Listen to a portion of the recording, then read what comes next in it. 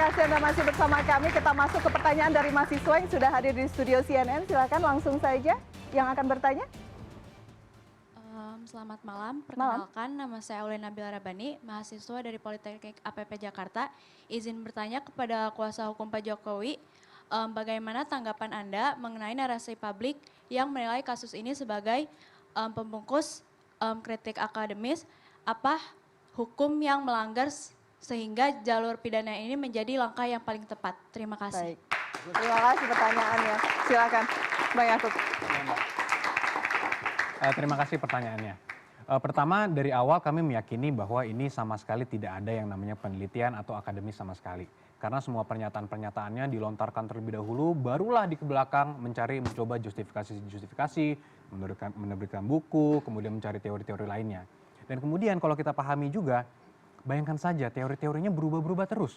Dari awal fotonya Dulmatno, kemudian ada Times New Roman, ada juga teori pasar pramuka, kemudian teori-teorinya berkembang terus, ada lagi teori emboss, teori watermark, yang satu perlahan demi perlahan semua terpatahkan juga. Artinya kalau memang ini akademis, semua kan buktinya juga ada. Dan kalau memang ini akademis, apa iya penerbitnya itu mengeluarkan statement tidak dianggap. Hanya diambil data-data yang menguntungkan apa yang menurut dia benar. Itu kan tidak benar. Jadi tentu kami meyakini bahwa ini sama sekali non-akademis, juga ini hanya upaya-upaya, dan tentunya ini justru menjadi pembelajaran juga, pembelajaran hukum juga, dan pembelajaran untuk bernegara juga untuk semua orang, bahwa undang-undang ataupun peraturan ketentuan perundang-undangan mengenai pencemaran nama baik dan fitnah itu ada. Dan kenapa adanya? Ya justru untuk menjaga juga keadilan, menjaga juga ketenangan dan order yang ada di masyarakat juga.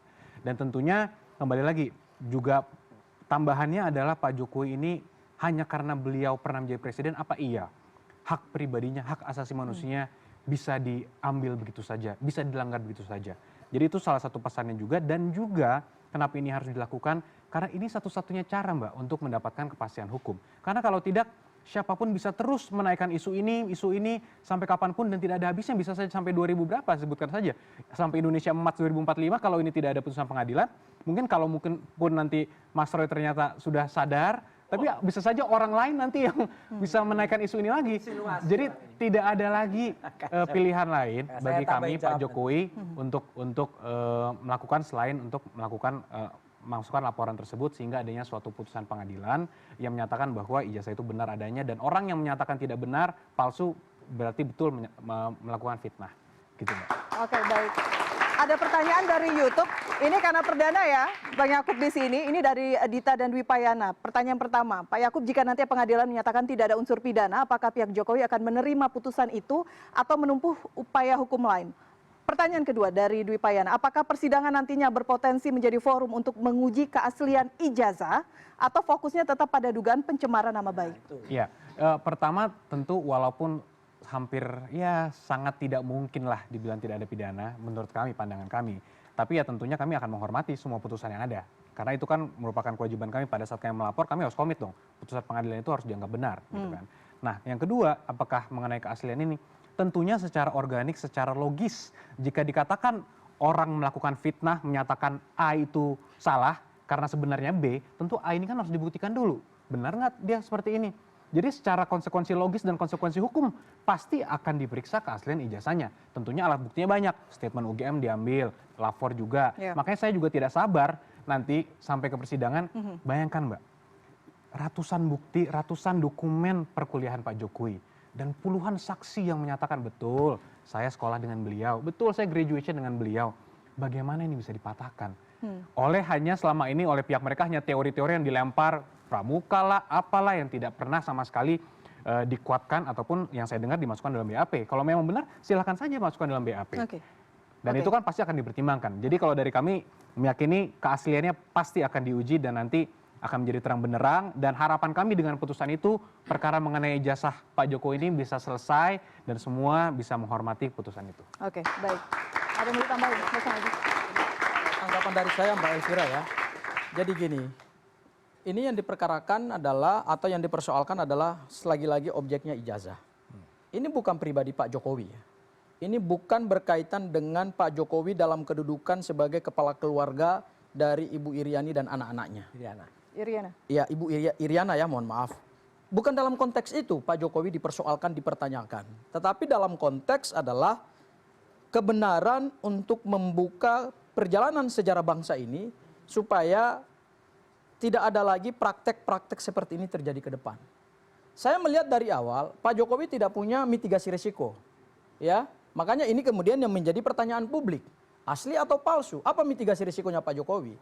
Kalau ada warga negara yang kepo terhadap ijazah mantan presidennya, itu wajar. Karena apa? Karena beliau atau orang tersebut pernah milih Pak Jokowi, kemudian orang tersebut membayar pajak, dan Pak Jokowi menikmati pajak itu dengan jabatannya, menikmati fasilitas yang diberikan oleh negara, dan jabatan itu dia dapatkan karena menggunakan dokumen, yaitu ijazah UGM. Kita ingat Bu Mega, salah satu alumni, pernah kuliah di Universitas Indonesia, Fakultas Psikologi juga, dia tidak selesai. Dan dia katakan saya tidak selesai. Makanya kemudian pada saat dia mendaftar sebagai calon presiden, dia hanya menggunakan ijazah SMA. Ya. Kalau memang Pak Jokowi, ijazahnya memang tidak ada dari UGM, kan lebih baik elegan. Ya kan? Toh saat itu juga Pak Jokowi tokoh yang sangat populer. Kenapa harus menggunakan dokumen yang kemudian dipertanyakan publik? Oke. Pada saat menggunakan dokumen itu, maka di situ bukan ada kewajiban hukum loh. Kita tidak bicara kewajiban hukum. Baik. Karena kewajiban hukum dan kewajiban moral publik ini dua kewajiban yang berbeda. Ada moral publik, ada moral kebangsaan, dan kemudian ada kewajiban hukum. Yang disebutkan oleh Yakub tadi, kewajiban hukum itu pada saat perkara sudah naik ke proses pro-justisia seperti sekarang. Kalau ada hasil penelitian dari seorang warga negara atau beberapa warga negara terhadap dokumen presiden, yang kemudian presiden tersebut masih hidup, alangkah baiknya kan dilakukan mitigasi. Mitigasinya apa? Ya buka saja ijazahnya. Kalau memang asli, saya katakan kalau ijazah itu didapatkan secara sah, secara akademik, pasti orang bangga. Karena ijazah itu adalah hasil prestasi akademik, bukan hasil kejahatan. Oke, Jadi baik. buat apa kita malu? Itu yang pertama. Yang kedua, perkara ini kalau kita lihat, kita urai perjalanan waktunya. Saya setuju dengan Pak Arianto tadi, bahwa perkara ini sebenarnya waktunya simpel kok. Makanya pernah dijanjikan oleh penyidik bahwa berdasarkan informasi dari termul-termul, 3 bulan atau 4 bulan selesai. Makanya Pak Jokowi marah ketika kok nggak selesai-selesai.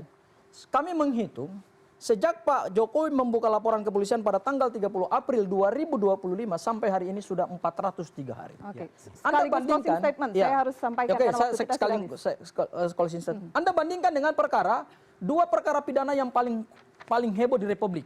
Dan dua-duanya dakwaannya adalah pasal 340, pembunuhan berencana dengan pembuktian yang begitu rumit.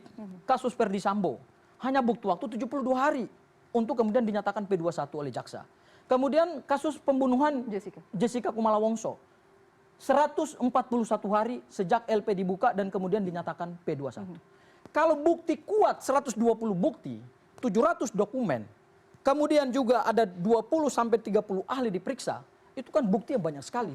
Masa tidak bisa menimbulkan keyakinan dalam waktu 3 bulan atau 4 bulan? Ini bukan perkara pembunuhan yang rumit, ini hanya membuktikan dokumen. Sehingga kami melihat kenapa perkara ini begitu lambat, sampai hari ini kita belum juga mendapatkan kepastian soal P21-nya, karena bukti-bukti yang ada di Polda Metro Jaya itu belum memberikan keyakinan kepada penuntut umum. Sehingga berkas ini sebenarnya kami tebak, ini sudah bolak-balik 2 kali. Tapi penyidik Polda Metro Jaya tidak berani dan tidak transparan, tidak akuntabel membuka perjalanan waktu pengiriman berkas perkara sampai kemudian posisi terakhir berkas perkara seperti apa. Karena itu kalau dibuka, seperti yang disampaikan oleh Pak Didi tadi, disitulah ada celah pra-peradilan kepada penyidik Polda Metro Jaya. Oke, baik. Mas Ngaji, terima kasih. Mas Roy, 1 menit saja, Mas. Mohon maaf, waktu kita sudah... Kalau saya sederhana ya, ini kan orang kalau nggak jujur itu ya kayak dalam cerita namanya orang tuh bisa berubah jadi, nah gitu loh. Dari cerita gunungan ini kan dulu ada Petro. Petro ini sempat jadi ratu, dan kemudian nggak jujur sehingga sekarang dia tuh di balik Petro ini ada orang jahat seperti Buto ini. Udah gambarannya gitu aja. Ini orang jahat ini kok gitu orang bergaya sok-sok gitu. Makanya semua aturan-aturannya juga kita harus hati-hati. Saya ingin menutup ini dengan apa yang kita alami juga mulai dari hari ini. Jadi makanya kan selalu bingung kenapa nggak selesai-selesai. Kenapa? Ada yang bilang ini harus pakai kuhap lama, ada harus pakai kuhap baru. Ya, sama dengan aturan hari ini, karena BBM naik, ya, maka semua aturan itu oplos saja, ya. Gitu. Terima kasih, Pak Roy. Penutup 1 menit, Pak Yakub, silakan. Kalau saya bisa summarize ya, diskusi kita tadi cukup menarik. Tapi yang paling penting yang pertama, sudah clear bahwa dengan menunjukkan ijazah itu ternyata tidak selesai. Malah makin panjang teori-teorinya dan malah mencari justifikasi. Yang kedua, bahwa kalau Pak Jokowi melakukan sesuatu, contohnya melaporkan dibilang jahat. Pak Jokowi bilang tidak negarawan, tapi ternyata sama. Sekarang Mas Roy juga menggunakan haknya untuk melaporkan orang. Jadi itu memang membuktikan bahwa Yang jahat tetap apapun yang Pak Jokowi lakukan memang salah, memang Pak Jokowi yang jahat, apapun alasannya, itu sudah jelas. Yang ketiga saya mau menyatakan bahwa harapan saya para rekan-rekan penegak hukum di Polri dan di Kejaksaan berani, tegak lurus, dan yakin bahwa tidak ada yang kebal hukum di negara ini. Baik. Siapapun yang melakukan suatu dugaan tindak pidana kalau memenuhi unsur dan alat buktinya cukup harus diproses sesuai dengan peraturan perundang-undangan yang ada. Baik, terima termasuk kasih. Jokowi kalau ijazahnya Baik. palsu. Bang Boy? Ya, kalau saya melihat bahwa argumentasi yang dibangun oleh Mas Roy dan penasihat hukumnya, juga ahli, saya kira itu hanya berputar-putar tanpa muara. Ini saya sayangkan. Anda sebagai orang hukum sebenarnya harus bermuara. Jangan berhenti begini, muter-muter bikin orang nggak jelas. Apalagi Mas Roy tiap hari palsu terus. Lah memang palsu Ya, gimana? tanpa challenge jalur yang benar, hanya hobinya di medsos ngomongnya palsu. muter-muter terus itu. Berapa banyak itu, ratusan kali, mungkin ribuan kali ngomong hal yang sama. Konsisten kalau Ini yang saya sayangkan. Oleh karena itu saya minta supaya tolonglah PH-nya ambil langkah lebih konkret supaya ini jelas ini. Jangan hentikan ini barang di tengah jalan. Terus maju ke pengadilan dan Pak Jokowi sudah siap untuk maju ke pengadilan. Oleh karena itu siap-siap Mas Roy. Wih. Siapkan diri, banyak berdoa supaya pada waktu persidangan nanti semuanya boleh berjalan lancar dan Mas Roy iya. bisa dibebaskan. Kalau tidak, saya tanya mereka nih, Ya. mereka mampu nggak bebaskan Mas Roy? Ya, nasihati Jokowi juga. Nanti saya tanya sama mereka, Nasihati Jokowi mampu nggak? juga, Kita lihat. supaya dia juga Dan berdoa. kalau cara kerja Minta seperti maaf begini, kepada cara rakyat. kerja begini, Ya, Mas atas Roy, perbuatannya saya tidak selama yakin lebih Mas Roy dari bebas. 10 tahun Mas ini. Roy pasti masuk Itu, penjara. Jokowi nasihati. Apa yang disampaikan sebentar Mbak Elvira, karena ini menyangkut saya, menyangkut tim kami ya. Jadi apa yang disampaikan oleh Boy Kanu ini menurut saya adalah asumsi dan hayalan. Karena apa? Anda jangan mengatakan bahwa klien saya akan masuk penjara. Karena apa? Ketika Anda mengatakan itu tanpa pembuktian yang kuat dan proses pembuktian itu berjalan, maka sebenarnya Anda tidak bersandar pada hukum.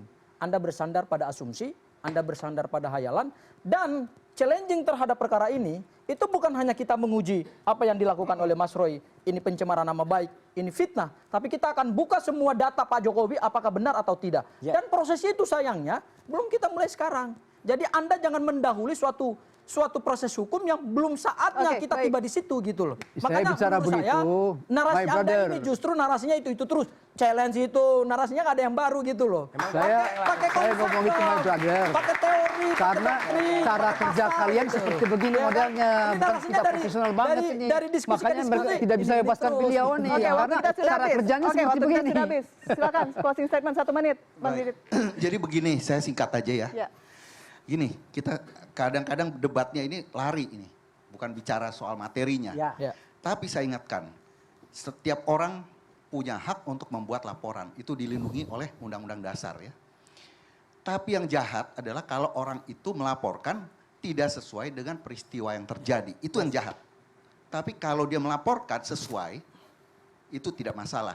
Dan di dalam laporan yang dilaporkan oleh Pak Jokowi, itu ada pasal selundupan. Coba dibuka yang namanya laporan polisinya. Narasinya tidak sesuai dengan pasal. Nah, itulah namanya penyeludupan pasal. Silakan dibuka. Bukan penafsiran. Baca laporan polisinya dan sesuaikan. Kenapa kalau ada orang lapor penipuan, kenapa ada pasal pemerkosaan? Kan aneh gitu loh. Narasinya harus sesuai. Itulah yang di-challenge di CLS. Ya. Jadi apa jadinya kalau sudah di P21 ternyata CLS-nya dikabulkan benar. Ada penyeludupan pasal. Itu merupakan suatu kejahatan. Baik. Ya, Oke. ini Oke. it's not a restart, but it's a must start. Itu Baik. bukan negara hukum, tapi adalah negara kekuasaan. Baik. Terima kasih. Terima kasih Bang Didit. Pak Rianto, closing statement. Baik, terima kasih ya. Seperti yang saya prediksi dari dulu ya. Ini dua kubu ini nggak akan selesai itu. Karena masing-masing punya teori sendiri-sendiri. Sana membuktikan dengan pakai di medsos, kemudian mencari dukungan, yang sini mempercayakan pada hukum yang berlaku. Jadi ini kasus ini tidak akan selesai kalau tidak diselesaikan di pengadilan. Makanya saya berharap, ini kan sudah selesai nih, di polisi sudah selesai, tinggal ke JPU, silakan kita tunggu nanti JPU mau teruskan apa tidak, itu tanggung jawab dari JPU. Tapi saya berharap minimal kasus ini ditangani di pengadilan secara terbuka sehingga kita bisa tahu mana yang benar, mana yang salah. Kira-kira itulah supaya rakyat tidak terbelah dengan saling menuduh gitu. Terakhir saya katakan ya, jangankan kita ya yang beda-beda pendapat ini. Yang namanya ahli hukum saja gitu ya. Itu menafsirkannya beda-beda kok itu. Ada orang 10, nanti penafsirannya ada 25, masing-masing beda-beda itu. Itu sudah hukum yang berlaku di Indonesia antara Dasein dan Dasolin itu tadi. Ini mudah-mudahan rakyat bisa ngelihat ini ya. Marilah kita sama-sama dukung supaya masalah ini cepat diselesaikan di pengadilan secara fair, terbuka, sehingga masyarakat bisa lihat, oh ternyata kasus selama ini adalah begini. Gitu. Baik. Kira-kira gitu. Baik, terima kasih untuk semua narasumber malam hari ini dan teman-teman mahasiswa. Saya tutup, status P21 mungkin menjadi penanda bahwa perkara ini bergerak ke tahap berikutnya. Namun bagi publik yang terpenting bukan sekedar proses yang saat ini berjalan, melainkan jawaban yang akan dihadirkan. Karena ketika sebuah polemik memasuki ruang peradilan, yang diuji nanti bukan lagi opini dan asumsi, melainkan fakta dan juga yang kita tunggu semua, pembuktian. Saya Elvira Karunisa, kita jumpa lagi di Head to Head pekan depan. Selamat malam.